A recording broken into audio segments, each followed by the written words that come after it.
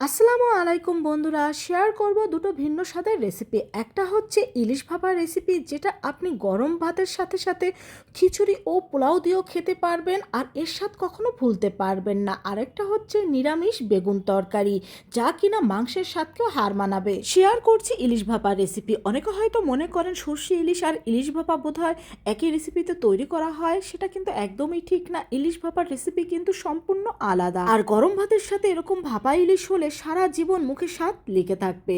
এখানে আমি বড় সাইজের 4 পিস ইলিশ মাছ নিয়ে নিয়েছি, তার মধ্যে দিয়ে দিচ্ছি লবণ আর দিয়ে দিচ্ছি সামান্য হলুদ। এখন এই হলুদ লবণের সাথে আমি এই ইলিশ মাছটাকে ভালোভাবে মেখে নেব। তো ভালোভাবে মেখে নেওয়ার পর এটাকে আমি 10 থেকে 15 মিনিটের জন্য রেস্টে রেখে দেবো। এখানে আমি নিয়ে নিচ্ছি কিছু নারকেল আর নিয়ে নিচ্ছি কাঁচামরিচ।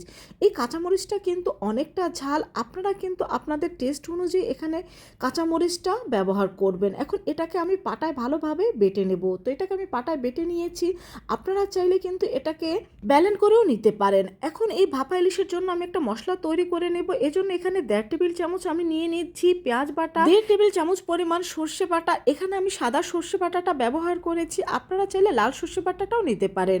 এখন কাঁচামরিচ দিয়ে যে নারকেলটা আমরা বেটে রেখেছিলাম সেটা নিয়ে নিচ্ছি, দিয়ে দিচ্ছি এখানে 1/2 চা চামচের মতো হলুদ, দিয়ে দিচ্ছি 1/2 চা চামচের মতো জিরা, দিয়ে দিচ্ছি স্বাদ মতো লবণ ও লাল মরিচের গুঁড়ো। এখানে লাল মরিচের গুঁড়োটা কম ব্যবহার করছি।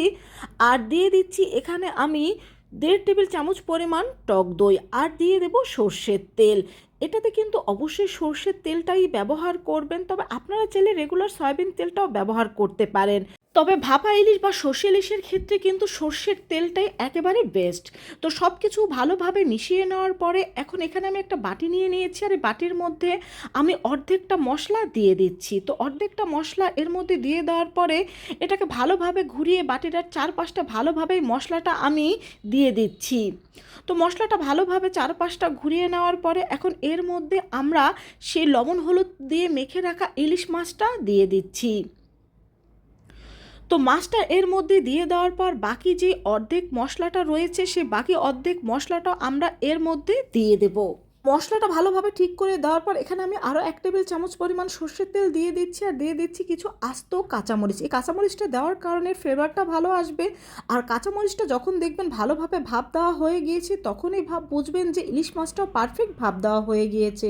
এখন চুলায় একটি কড়াই বসিয়ে তার মধ্যে দিয়ে দিচ্ছি পরিমাণ মতো পানি, আর দিয়ে দিচ্ছি একটা স্ট্যান্ড।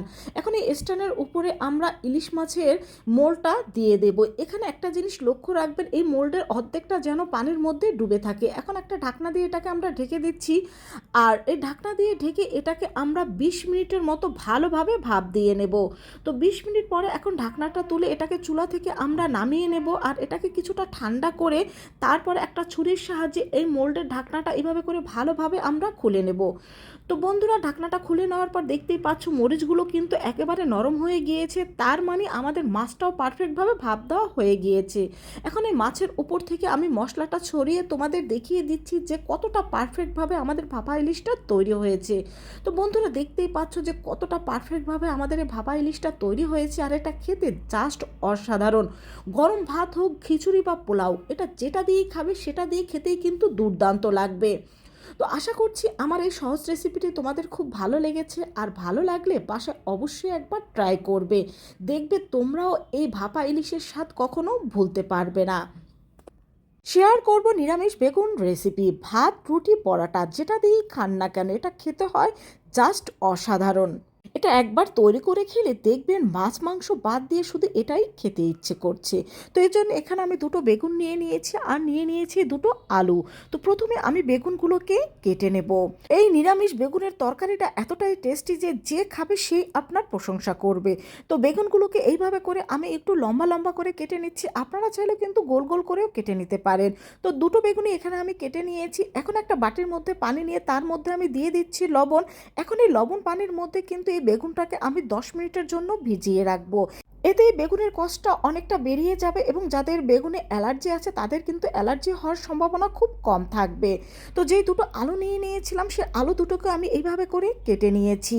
এখন 10 মিনিট পরে এই বেগুনটাকে 2-3 বার পানি পাল্টে আমি ভালোভাবে ধুয়ে নেব। তো 2-3 বার পানি পাল্টে কিন্তু এটাকে আমি ভালোভাবে ধুয়ে নিয়েছি।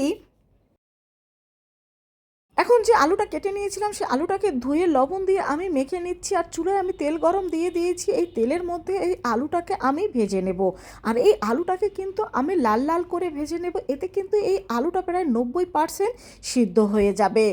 তো এই তো আমার আলুটা লাল লাল করে ভেজে নেওয়া হয়ে গিয়েছে। এখন এই আলুটাকে আমি তুলে নেব, আর যে বেগুনটা আমরা ধুয়ে রেখেছিলাম সেই বেগুনের মধ্যে এখন আমি লবণ দিয়ে দিচ্ছি। লবণটা বেগুনের গায়ে ভালোভাবে মেখে নেওয়ার পর এই বেগুনটাকেও আমরা এই তেলের মধ্যে ভালোভাবে ভেজে নেব। আর এভাবে বেগুন আর আলু যদি তেলের মধ্যে ভেজে আপনারা এই নিরামিষ তরকারিটা তৈরি করেন, এটা খেতে কিন্তু অনেক বেশি টেস্টি হবে। তো আমাদের বেগুনটাও কিন্তু ভালোভাবে ভেজে নেওয়া হয়ে গিয়েছে। বেগুনটাও কিন্তু এভাবে ভেজে নিলে 90%-এর মতো একেবারে সিদ্ধ হয়ে যাবে। এখন এই বেগুনটাকে আমি তুলে নিচ্ছি। তো যেই কড়াইয়ের মধ্যে আমরা বেগুন আলু ভেজে নিয়েছিলাম সেই তেলের মধ্যে আমি দিয়ে দিচ্ছি 2 টেবিল চামচ পেঁয়াজ বাটা, 1 চা চামচ মরিচ বাটা ও হাফ চা চামচ পরিমাণ হলুদ, সামান্য একটু জিরা।